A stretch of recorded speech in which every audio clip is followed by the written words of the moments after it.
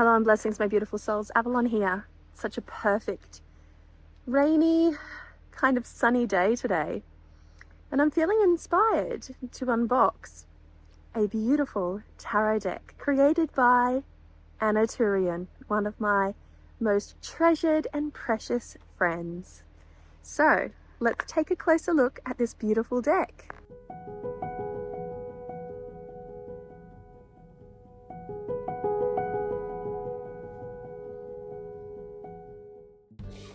All right, beautiful ones. So I had a little travesty take place in my reading space. I accidentally knocked over this little chalice of water that is there for my beautiful Orisha Emanja. And so I had to start again. So I've already removed the cuff. There was a little plastic cuff around it. Had to protect my decks. I have some cards from Soul Cards just laying out on the floor because they got a bit wet. And so it was a calamity. And so we are here to have a close-up look at the Tarot of Echoes by Anna Turian. All right, so we have 6 thumbnail images on the back. The box includes 78 tarot cards. There is no little white book, nor is there a guidebook to go with this one. It has been thoughtfully signed on the inside, little ribbon, and a magnetic enclosure. Or closure, not enclosure, but closure. There we have it. So very simple box, but nice and sturdy, really good quality. So how about we get in a little bit closer and we do a flip through, and I can sort of just, you can experience my delight for this deck in the moment, because I haven't looked at any of the images in the cards as of yet. I've been very, very excited for this deck. I'm very, very proud of Anna for all of her hard work, all of her creative effort. So let's get started. Okay, so with the Fool, we have the Spirit in Search of the Experience. I love the addition of the wings. The little doggy is right there.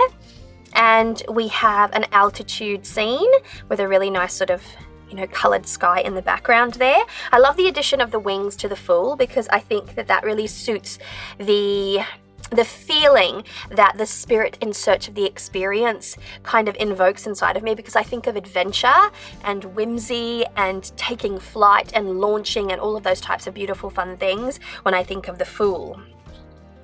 We have the Magician as a woman, as a female, and I quite like it. We have the staff or the wand. We have the as above, so below, the crackling sky, the flower there, the manifestation energy. It's a wild one. This looks like, high sorcery in action. We have the High Priestess next, which reminds me a little bit of Ceridwen or Ceridwen and the Cauldron of Wisdom and the Arwen and that mythology story. It's very gentle. It feels very Avalonian to me. Oh, the Empress. Not what I was expecting. Not what I was expecting at all. I'm so confused. This is interesting. This is really interesting. It has my neurodivergent brain darting off into all different types of scenarios, and it's a wickedly wild exploration there. I'm gonna have to ask Anna about that. We have the Emperor firmly embedded into the landscapes. We have mountains, we have rivers, we have greenery there, and we have that firm solidity, that structure literally embedded into the earth as like a solid form, which is quite interesting for the energy of the Emperor, which is all about structure and order and, in some instances like political conformity and those types of things. And so this is really interesting. The Hierophant as the wise one. I love me a really good Hierophant card. Very few decks do the Hierophant card well. This is a beautiful depiction of the Hierophant in the form of the wise one, which I think softens some of the, some of the, what's the word that I'm looking for here? It is, I don't know, sometimes the images of the Hierophant as the Pope and that sort of garb can be very triggering to people, myself included. I don't love it. I love the traditionalism of it, and I understand the symbolism of it, but I prefer a deeper exploration of the Hierophant, which is why when I created my bone stone, I wanted to go for a much more shamanistic kind of quality and vibe. And this one here, we have a storyteller, we have a grandfather, we have a wise one, and he's soft and he's gentle and he's holding a lantern, he's illuminated. It's really quite good. Oh, the Lovers is a striking image. It's the red. That's a beautiful, beautiful red right there. It's very compassionate, very kindred, very warm, very affectionate. It's the leaning into one another. So we have more of an affection component here, a relationship type of lovers, as opposed to co-creative partnerships that I find really quite helpful when I think of the Lovers, those co-creative partnerships, that Gemini energy. Oh, the Chariot. This is a Targaryen card, isn't it? For all you, you know what I'm talking about. Game of Thrones lovers. So she's wrangling dragons. Determined, hair is flowing, wrangling two dragons there. The mother of dragons, right there. That's excellent. Oh, more of that beautiful red in strength. And we have a wolf instead of the traditional lion that we see. This is beautiful. I love this red. I love the red flowing hair. Another deck that does that beautiful red flowing hair in a really striking way is the Tarot of the Hidden Realm. Artwork by Julia Jeffries, the Stone Maiden. It's a Llewellyn Barbara Moore deck, if I remember correctly. But it has an 8 of Wands card in there that is chef's kiss, and I love it. And this one just reminded me of that. Such a beautiful, warm, inviting kind of image. Ooh, the Hermit! The journey within. Very well depicted. The lantern is there for all of you Hermit card lovers that cannot do a Hermit card without the lantern. The lantern is present. And there is like a mirrored scene inside the lantern. There's a journey. There's a robe. Oh, it's all very entertaining. We have the Wheel of Fortune, which immediately makes me think of the Wheel of Time, the books, and the TV series. We have runic sigils around. Yeah, I mean... Oh, that's an interesting one. Ooh, we have Justice. This Justice card reminds me of Mia Corveri from Nevernight, The Chronicles by J. Kristoff. And she's an assassin. She goes to an assassin school. Her story arc is fantastic. I don't mean to go on a tangent here, but her story arc is fantastic. And I devoured that series of books within like small span of time, like in days. I think there were 3 books, and I think I finished in about 3 days, so a book a day really. But this has that whole,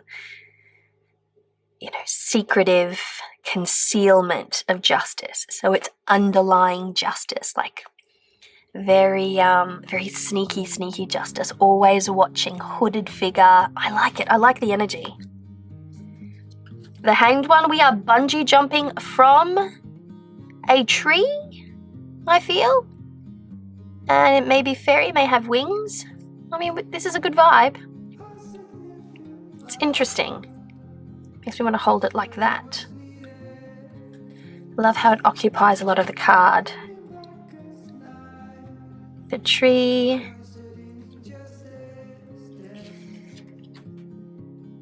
We have the Death card here. This one's reminding me a little bit of that book, Belladonna and Bones by Adeline Grace, where the FMC in the story, she has some of the power and the potency of death, and in this story, death is anthropomorphized, so he's embodied, and it's all very Oh, it's all very delicious, really. Very soft. It's a YA novel if you're interested. But it makes me think. Makes me think of that book. Still recovering from a cold. Excuse me. We have Temperance and we have a Mirror. Two different sides of the coin there. Alchemy, synthesis, synergy, all there. It's almost like day and night, hot and cold. Polarities. The Devil. Very ghoulish. The Tower. We have a lantern.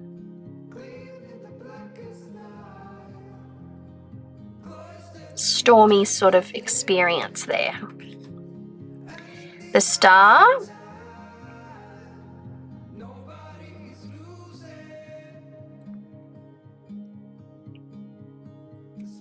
Interesting star card. I think she's meant to be reaching over or folding over. It's an odd perspective. The Moon.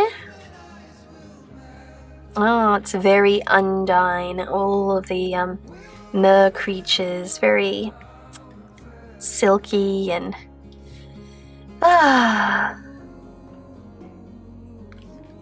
very picture book. Spooky though. Got that good feminine energy there. We have the Sun, which is radiant. We have the Awakening, which is a good one. Literally a hole opening up in your reality. We have some crying happening here. Then we have the World. Sun, Moon, merging. This is a really beautiful World card. It's that red, the magenta-y pink too. The Ace of Swords looks quite busy. We have stairs, we have a spiral, we have a sword, we have feathers. It's a very busy card. Very, very busy. There's a lot for the mind to latch onto and a lot of symbolism to interpret, which is about the time that I would recommend this deck to a beginner because I think you'll get a lot out of it. Although it's not a strictly Rider-Waite-Smith deck, it is inspired by the Rider deck, in which case you cannot go wrong. But maybe more, a beginner would still be able to read this deck quite well, but between the beginner and the intermediate, I would say you'd get the most out of it. And the advanced, of course. Advanced readers can work with any deck within their preferred system. Thoth, Marseille, and Rider. Two of Swords. We have these little web coming out. Two little flowers right there. This is good. Straddling the line. Connected to two ideas, opposing ideas. She really plays around with red and blue connected. Oh, Three of Swords. This hits. This hits. You have the traditional symbolism for the Rider, that is, embedded here in a really watery sense. So you've got the heart with the three swords stuck in it, and then you have above, you have the fog. Oh my gosh. It breaks your heart. Oh, tugs at the heartstrings. What a beautiful image. What a captivating image. Four of Swords. This is so strange. But I dig it. I dig it. The Five of Swords. Ooh, disempowerment. You literally have a king on his throne and a hand coming in to snatch the throne, to disempower. Fives are conflict cards, so you have a good power over experience here.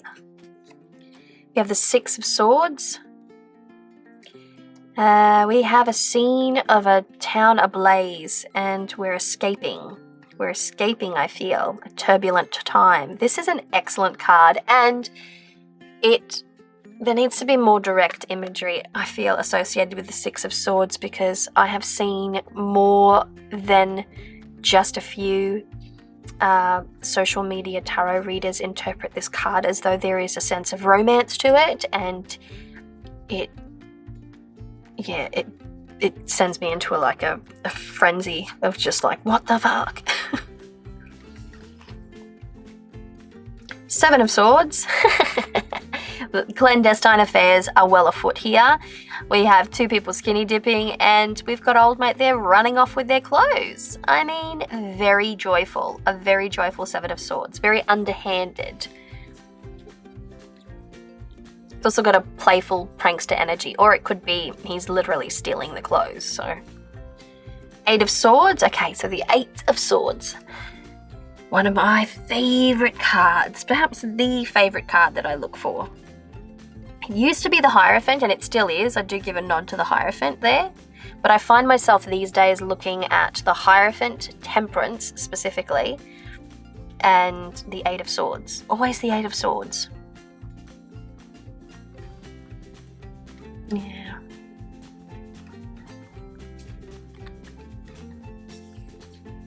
The blindfold's there. I'm really looking at it. It's very minimalistic, very wild. But she is bound and she is to the wind. Oh.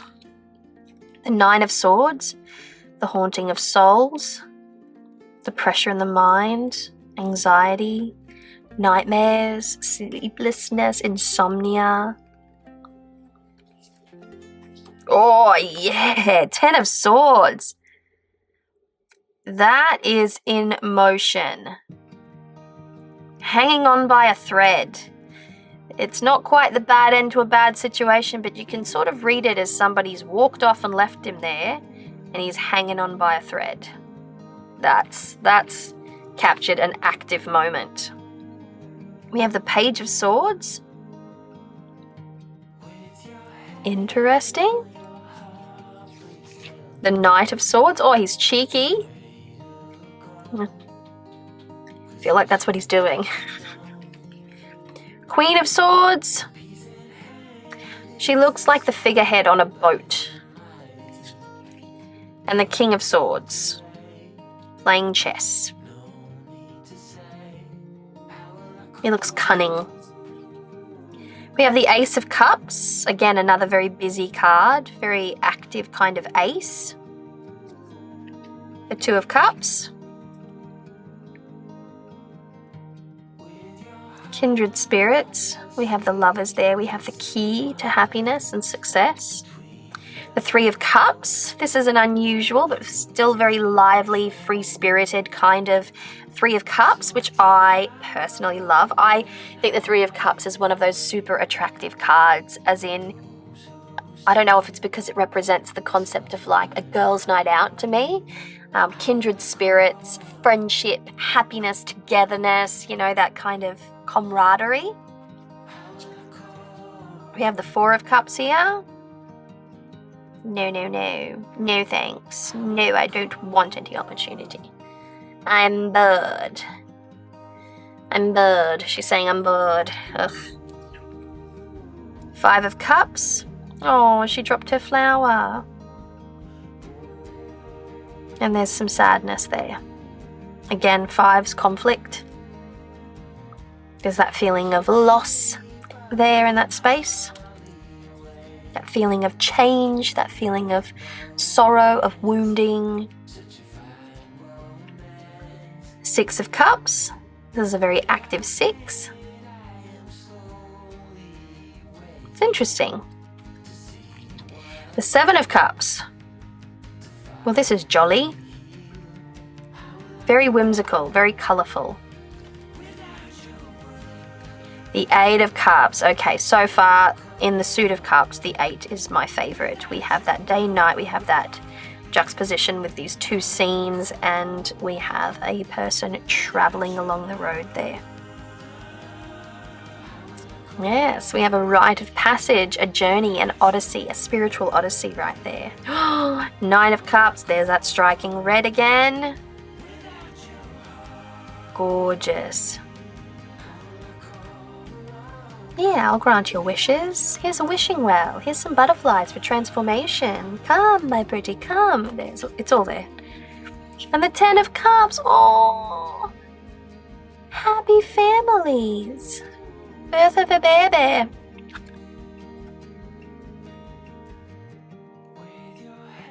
So pretty. Really interesting symbolism.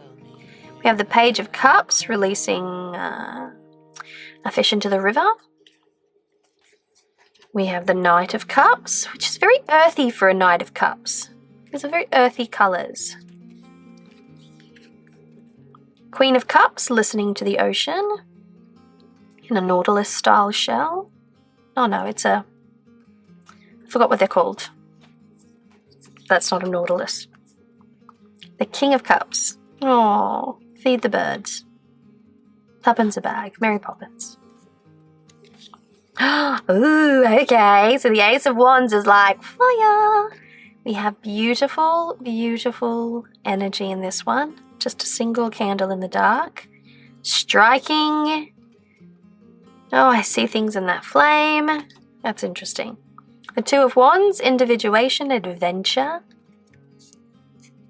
Again, that beautiful red is there. Oh, I just had that feeling that I get halfway through a deck when I realize that the Pentacles is the last suit. And I have this theory, okay, about deck creators and how the Pentacle, being that it is often depicted as the last suit, is always the suit that hits the least. It's not that the Suit of Pentacles in many decks isn't beautiful. It's almost like they ran out of ideas by the time they got to the Suit of Pentacles. That's just my own little theory, okay? That is not factual. That is only what I have observed. Three of Wands. Enterprising. Vigilant. Ooh, Four of Wands. I do love the Four of Wands as a wedding card. So this looks fun. This looks like a party. Five of Wands, the locking of horns, that competitiveness. It's there. I like it. The Six of Wands. We're just owning our power in the eyes of the ancestors. The Seven of Wands. A vantage point. And the tenacity required to take action. Ooh, the Eight of Wands, like right in motion. Action, pure undiluted action. Look at that. That is just happening in the moment. You've captured that beautifully.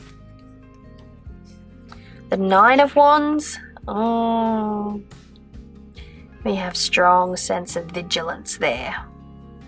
There's a wariness to this one. Still a lot of courage, a lot of will behind it though. The Ten of Wands. Very Atlas inspired here, carrying the world on his shoulders. So this is burdened. The Page of Wands. She's having a great old time. She's not burdened at all. Ooh, the Knight of Wands. This is perhaps my favourite knight thus far. That sort of Asriel, very angelic kind of energy there. He's hot. Queen of Wands. She's magnificent. What? She is freaking magnificent.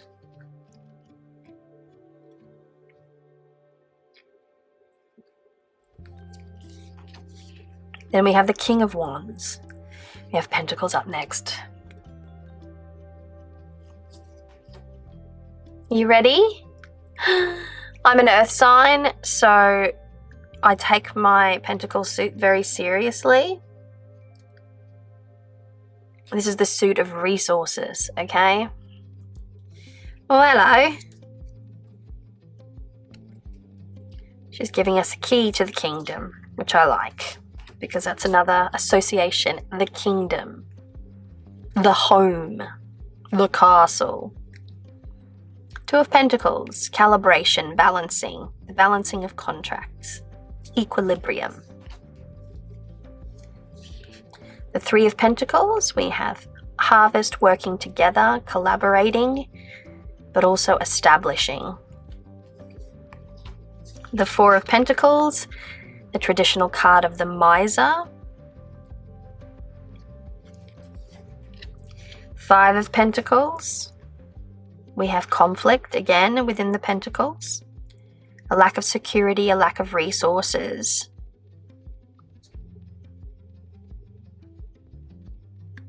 Yeah, it's a serious one when you put the baby in there. We have the Six of Pentacles. Again, we're feeding the birds, tuppence a bag, paying it forward. This is about gifting, generosity, a little charity there. Little kindness towards others, paying it forward a little bit. Seven of Pentacles, we have some harvest there, and that's harvesting the fruits of your own efforts. Eight of Pentacles, the card of mastery, the card of repetition and refinement. The Nine of Pentacles. This is a good gratitude card, appreciating the world that you live in and all that you have. The Ten of Pentacles, we have that concept of like ancestry here. Family, the home. Page of Pentacles is a scallywag off on a jaunt with a coin. It's gonna make millions, that one. We have the Knight of Pentacles, and he's bought you a flower. He's bought you a potted plant. Isn't he kind? But he's all about slow moving yet richly yielding.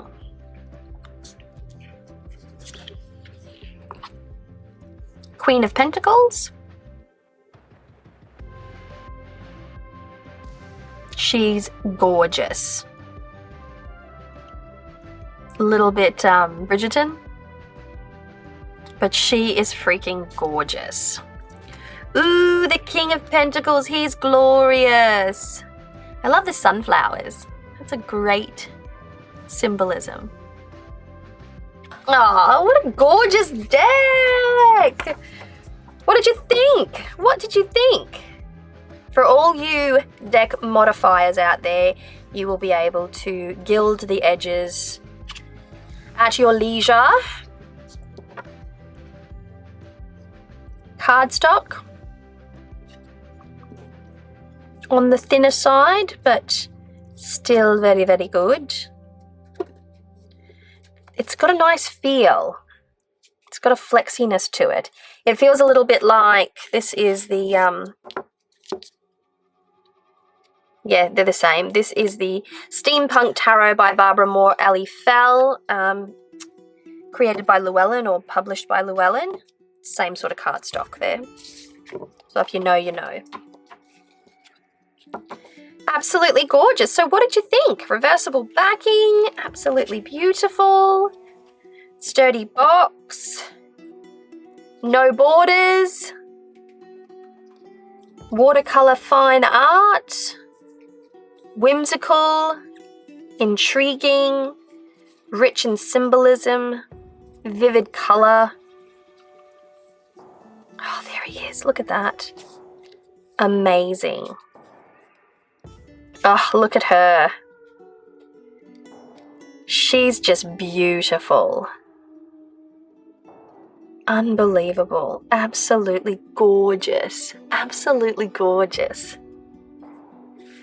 All right, beautiful souls. Well, let me know what you think of the Tarot of Echoes by Anna Turian. I'm really, really excited to begin working with this deck. Keep an eye out on my channel. I might be doing some live readings again next week. And I might put the Tarot of Echoes to good use. I want to see how it reads. It's a good way to break in some new decks. See if it's attuned or not. It feels very whimsical. It feels very other. So I'm very excited. Anyway, folks, let me know what you think of the beautiful Tarot of Echoes. Leave your comments in the comment section below. Is this a deck that interests you? Perhaps it is. And of course, if you haven't already subscribed to my channel, please do give it a thumbs up, share it around, do all the things, and I'll be back again soon with another video. Much love and many blessings. Mwah! Bye!